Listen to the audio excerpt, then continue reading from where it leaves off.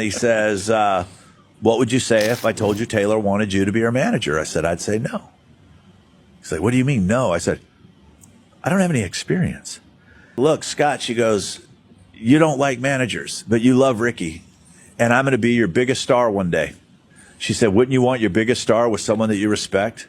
Showrunner takes us to the In-N-Out Burger. In the line, she's like, I'd like a double. And they go, are you Taylor Swift? They recognized her voice through the speaker box. This is a Taylor Swift news alert you don't want to miss. Check out everything that happened recently in this video. And he says, what would you say if I told you Taylor wanted you to be her manager? I said, I'd say no. He's like, what do you mean no? I said, I don't have any experience. He said, listen, he goes, we're not hiring you or wanting you to be her manager because you have management experience. We love that you think different. She trusts you. You believe in her. She responds to you. You treat her with respect. He said, we got tons of people that can help us with the management stuff. He says, this is this other stuff that we need. I said, I said, well, you need to go talk to Scott because I work for the record company. So calls the record company. Record company's like, absolutely not.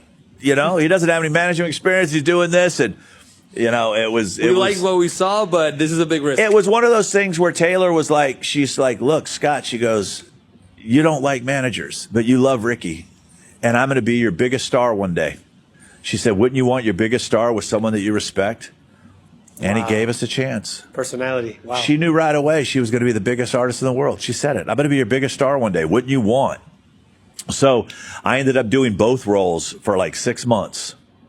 It was crazy when that happened. But the thing I remember most about that very first show is that it was announced that Taylor was going to be the opening act for Tim and Faith. Of course, she's going to be singing Tim McGraw on Tim McGraw's tour, which is pretty cool. So she's on stage and she's performing, and we look down in the front row, and there's two girls wearing these shirts, and it says, we're the Yogurt Shop Girls. No way. The girls from a year before now got that opportunity. And it was like the impact that she had on them from that free little, I'm your friend on MySpace, go Rick, go get the instruments, go get the guitar, Emily, get your fiddle, you know, let's do this. We're now, once again, starting to see the impact. We learned from a guy by the name of Jack Ingram. Jack Ingram was another artist that was on Big Machine Records. Jack Ingram was also part of the opening act with Brad Paisley. So it was Brad Paisley, Jack, Taylor, Kelly Pickler, and the three would rotate. And Jack started seeing every night the crowds that she would have and how much she was selling in merch and everything that was happening. So we ended up getting invited. He was the headliner of a radio show in Fresno. We'd done a couple shows with him, but this was at a cool theater. Taylor was the opening act. And that was the day that Polestar had came in and interviewed us. And I'll talk a little bit about Polestar here in a second. But I remember Jack came up to us and he said, listen, he says, I want to go first. And Taylor's like, no, Jack, you're the headliner. You've been doing this a lot longer. I'll go first. I'll open for you. He says, no, let me explain. I'm going to open for you. She's like, but why? He says, because I want to play to an audience. Because what's going to happen, I've seen this on the Brad Paisley tour. You're going to play. They're going to go to the hall to get in line to wait to meet you. And I'm going to play for no one.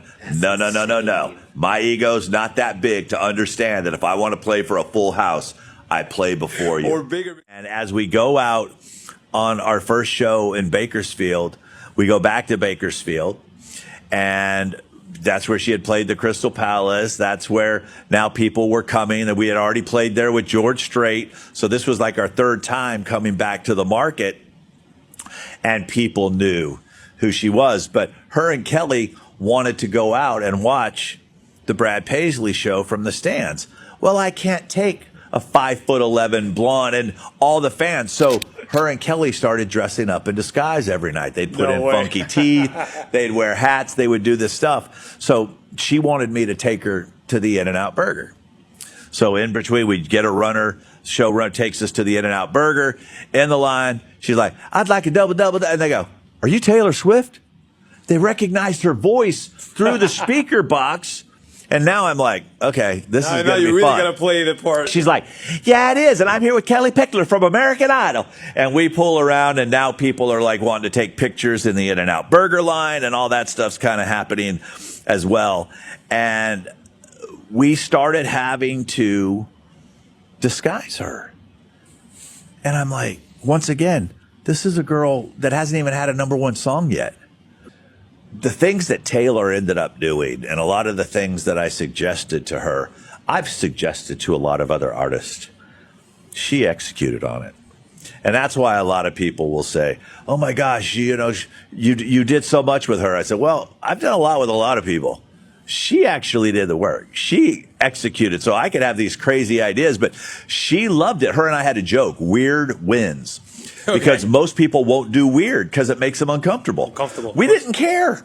And this was in December, and I had been planning her 18th birthday party. Okay. I was given the task of planning the 18th birthday party. So I'm working with someone at the label who does all the fancy stuff, but I'm sending out the invites and I'm doing all this stuff. And it was kind of like her 18th birthday party and my going away party at the same time. And she came to me and she said, listen, she says, I want you to set up a cigar bar. Okay, nice. That is so cool. This thing. She was a big supporter of my cigars. She knew I didn't drink. She knew I'd been sober for a long time. She knew I loved cigars. And at the time, I didn't even think about how much I probably just stunk up her bus with my cigars, but that's a whole nother story. Nice. But she let me set up a cool little cigar bar over there. People Magazine at the time, we did an exclusive with them. So I had brought in a friend of mine, Eric and Gina. He was the photographer. Gina ran the cigar bar. He took all the pictures that gave to People Magazine. Nice. We had invited a bunch of people that had been out on the road with her, a lot of people from the label, a lot of other young artists that we were doing with, and it was a great time. But just watching the young lady that she had. The thing is that I never got into music to be a manager.